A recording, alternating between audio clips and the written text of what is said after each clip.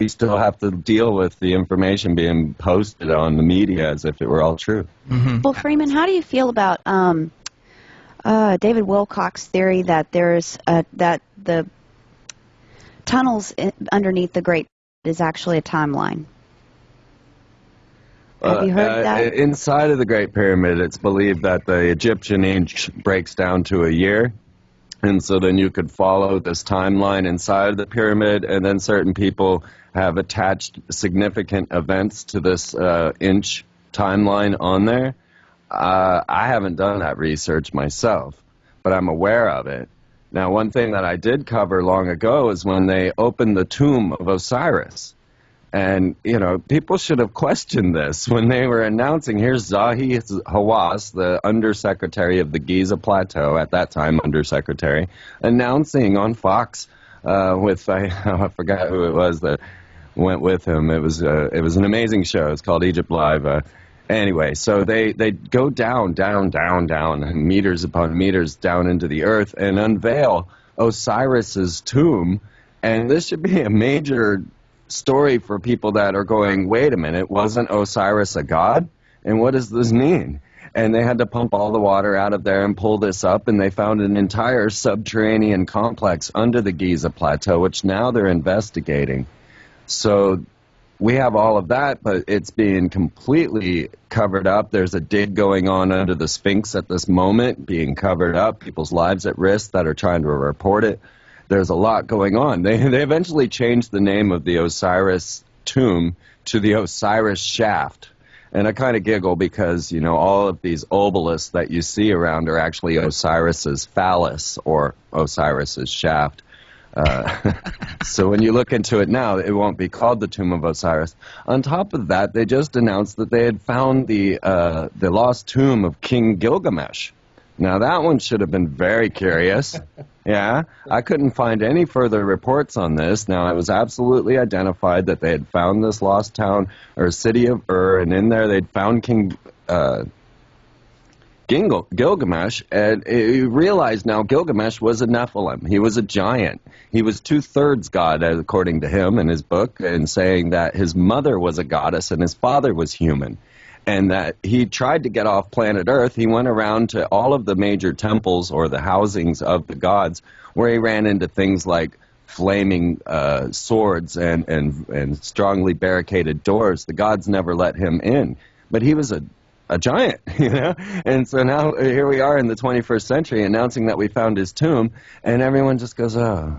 Yeah, well, that might actually bring some validity to all these Sumerian tablets and this alternative history, and it might just blow away the whole power structure of religion.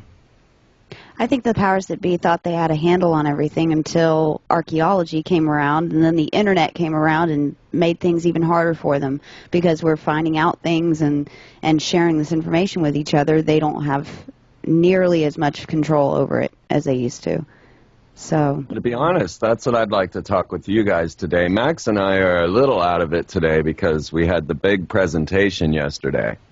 We even had the Bunjala high priest or custodian come and bless the talk we gave here. Oh, wow. Nice. It was quite amazing.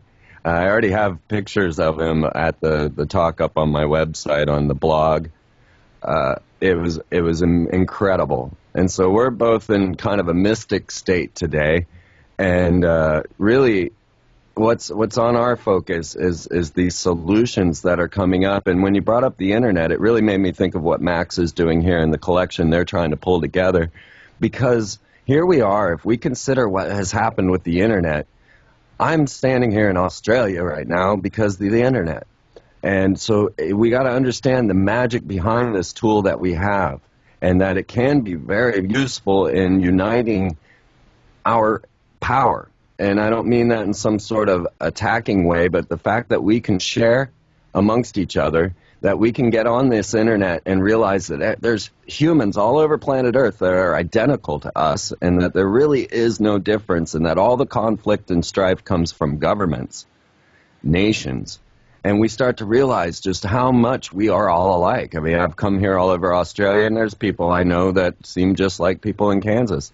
I went to one of Max's meetings, and started telling them about how I felt this was a part of my destiny, as it was when I went to the temple, the pyramid of Tikal, and performed the Mayan ritual for the winter solstice, when they said that they had gathered a tribe of nations through prophecy, and we had showed up.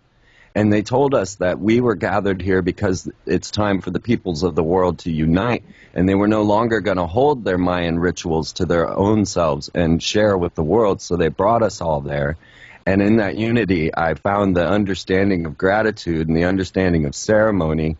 And then I come up here to Australia, and I find a very similar thing going, only this is now more community-oriented, trying to get the major gardens going, permaculture, community sharing, and all of this going on.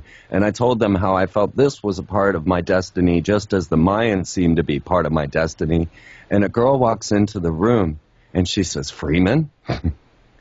It was the very girl from the Mayan ritual that I had just been talking about, who lived just down the road from where this meeting was and was now a part of this collection here as well. Ah, synchronicity. Wow. Mm-hmm. Destiny. Let me ask you this, though, Freeman. I speak a lot about the same things that you talk about on other radio shows, and when we have Christians in the conversation, they always jump up and yell, "Blasphemy! One people, that's blasphemy, that's New World Order, that's New Age." What would you say to that mentality? That's mind programming. That's mind control you're spitting out. We've gotten a lot of that lately. Well, you know what's? I was in a discussion with somebody the other day, and I was saying, we all need to love each other, one consciousness, et cetera, et cetera. He actually said, "Shut this hateful effer up." As Yes. I was saying the word love. Yeah. You're completely backwards.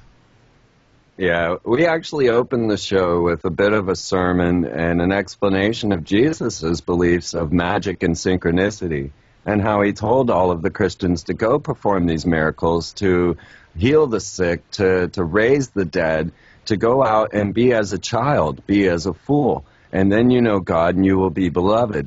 All of these things have been written in the Bible if you show it to him. If you show him having his apostles walk on water and then they fall in and he says, "Oh, ye of little faith," we need to be the miraculous ones. And so if the Christians can't read their own Bible without only looking at the nefarious ends, without only seeking the satanic version of the Bible, you could start to look at the miraculous version.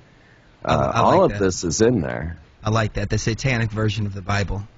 That's beautiful because that's what a lot of these people come off to me as. Yeah, I'm a Christian personally, but I'm not that kind of Christian that thinks that it's not okay for other people to have theories or ideas and it's why people are so drawn away from that culture, because reality is what they say it is, and it's not okay to question it or have ideas about it, even when what you're taught flies in the face of science and logic that we've learned over the years. I mean, it's like, nope, the world's flat. Mm-hmm. Max, how do we wake people up from this religious programming? Oh, that's the million-dollar question, isn't it, Chris? It is. But you're the million-dollar man, so I know you have the answer. Well, it's all sorts of religions as well. I mean, there's been a lot of things that have been devised to lead them away from being woken up and give them the perspective that they have been woken up, like the New Age movement, for example.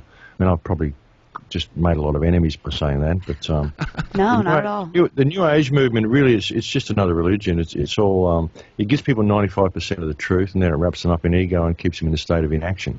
Yeah, they're so busy hugging a tree that they don't realize that their country's being invaded or that their mind is being invaded.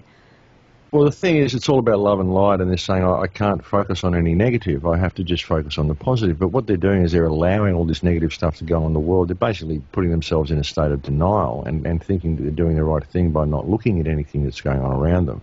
It's very frustrating, and they're some of the hardest people to get to because many of them are very wrapped up in ego. They get to a certain stage, and then they get convinced that they are somehow enlightened, and they're just not prepared to look any further. Ladies and gentlemen, we're coming up to another break. Max Igan and Freeman are our incredible guests for the evening, and we'll be right back. TruthFrequencyRadio.com is our website, and of course the networks, American Freedom and Polygraph. We'll see you on the other side.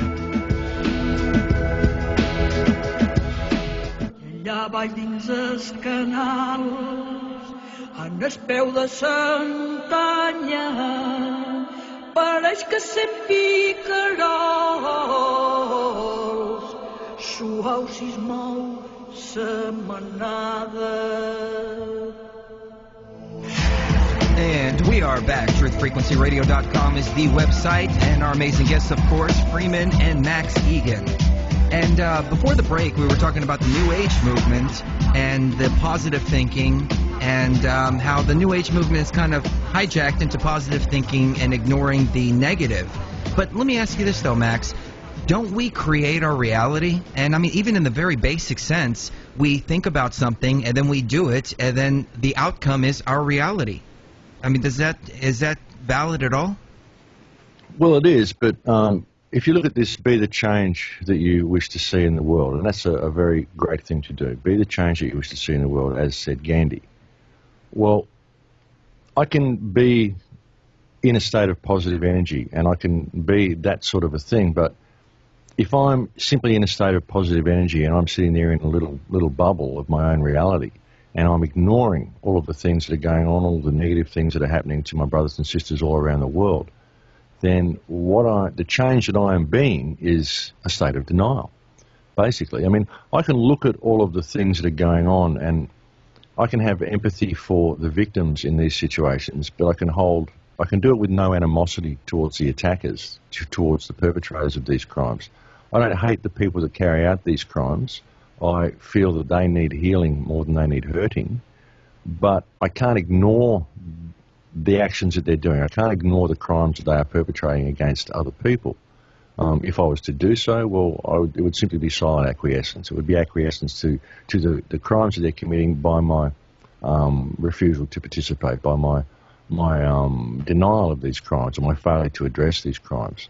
I think that we have shadows within ourselves, but we also have a collective shadow in the world. And I believe that if people would eliminate fear from their lives and eliminate fear from their perceptions, we could collectively turn to face this shadow, and I think we could heal it very quickly. Well, I completely agree with that, but it's hard, though, to not fall into that negativity and be overwhelmed by that negativity. I mean, I was there myself. I was looking at everything that was happening, the BP oil spill, everything that's going around, in Iraq, all the wars, all the people dying, and I was thinking to myself, you know what, humans are just terrible, terrible creatures. And it wasn't until Freeman did an incredible speech on our broadcast that it really opened my eyes. But how do people keep from getting just sucked into all that negativity?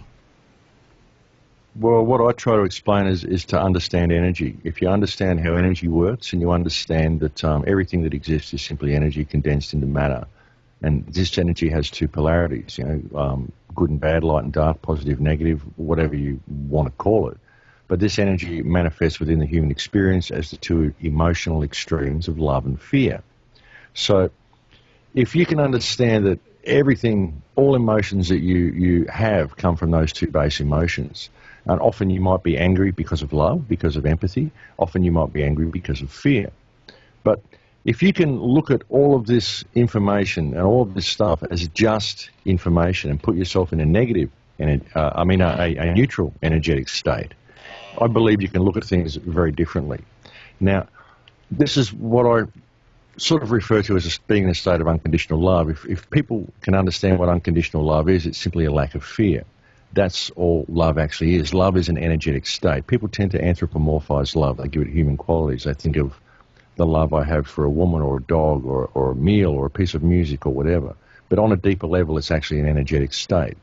So if you can remove fear from your life, well, then you're in a state of love, aren't you? And if you're in a state of love, you'll find